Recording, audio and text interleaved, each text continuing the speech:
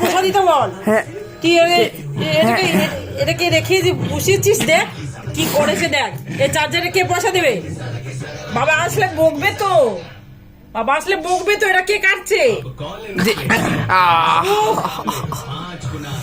এটা কে কেটেছে? এটা হ্যাঁ, কে কেটেছে? এটা কাটলি কেন? এটা কেটে কি অবস্থা করেছে দেখো। এত দুষ্টমি করে, একটু অনাবস্ক হয়ে গেছি আর সঙ্গে সঙ্গে কেটে বলতে খন্ড খন্ড করে দিচ্ছি, কেটে কেটে কুচি কুচি করে খাচ্ছি।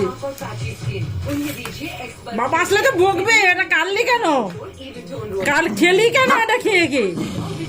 হ্যাঁ, আর